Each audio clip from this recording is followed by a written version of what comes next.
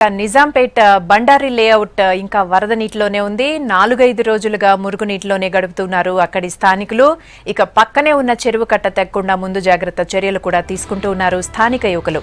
రవాణా శాఖ మంత్రి మహేందర్ రెడ్డి, స్థానిక ఎమ్మెల్యే వివేకానంద అధికారులతో కలిసి వరద బాధిత ప్రాంతాల్లో పర్యటించారు.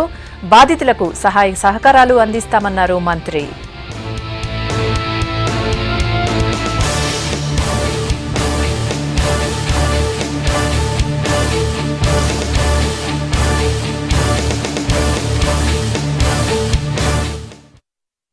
లేఅవుట్లో ఏదైతే తుర్క చెరువు ఉందో పెద్ద ఎత్తున వర్షాలు పడడంతో అనుకోకుండా మరి పెద్ద ఫ్లో వచ్చింది.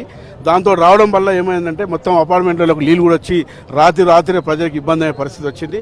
కరెంటు లేకుండా చాలా ఇబ్బంది పాలవుతున్నారు. దీన్ని ఇమ్మడే అధికారులు కూడా చెప్పేస్తున్నాం. ఇక్కడ ఫైర్ ఇంజన్ వచ్చి ఉన్నది, ఇప్పుడు వాటర్ అంతా కూడా తీసేస్తున్నాము. ఇప్పుడిప్పుడే వరదలు కొంచెం తగ్గింది కాబట్టి అక్కడ 2 చూసి వచ్చినాను ఇప్పుడే. ఏదైతే దాన్ని మూసినట్టయితే మొత్తం చెరువు కొట్టుకుపోయే ప్రమాదం ఉన్నది. అందుకే అధికారులు ఏమంటున్నారు అంటే కొంచెం ఫ్లో తగ్గింది కాబట్టి ఈరోజు దాన్ని రిపేర్ చేసి అటు పక్కన కూడా ఇంకోటి కూడా ఉంది, ఆ 2 కూడా కంట్రోల్ చేసినట్టయితే నీళ్ళు రావడానికి అవకాశం ఉంది. ఇక ఎత్తుగా పెంచుతున్నాం. దాన్ని పెంచినప్పుడు ఇక్కడ నీళ్ళు ఎంత వర్షం పడ్డా కూడా నీళ్ళు ఆగిపోతాయి కాబట్టి అది తగ్గించే ప్రయత్నం చేస్తున్నాం. అదేవిధంగా అపార్ట్మెంట్లో ఏవైతే నీళ్ళు ఉన్నాయో ఆ నీళ్ళని కూడా మీటర్లు పెట్టి చిన్న మోటార్లు పెట్టి కూడా తీపిచ్చేసి ప్రజలకు ఇబ్బంది కాకుండా చూస్తాం. మళ్ళీ కూడా ఇట్లా కాకుండా, ఎందుకంటే కొన్ని పర్మిషన్ లేకుండా ఇస్తామని వచ్చినట్టు కట్టినారు. ప్రజలు కూడా చెప్తున్నారు, అది నిజంగా కూడా వాస్తవం. అది ఎక్కడైతే ఎత్తుగా కట్టినటువంటి అపార్ట్మెంట్లు ఉన్నాయో వాళ్ళకి ఇబ్బంది లేదు. ఎక్కడైతే డౌన్ అయిపోయి పర్మిషన్ ఇస్తాం వచ్చినట్టు కట్టినారో అది బాయిలెక్క అయిపోయింది. అపార్ట్మెంట్ చాలా ఇబ్బందికరంగా ఉన్నది. దాని వెంబడి కూడా ప్రాబ్లమ్ పర్మనెంట్ గా సాల్వ్ అవ్వాలి చూస్తున్నాం.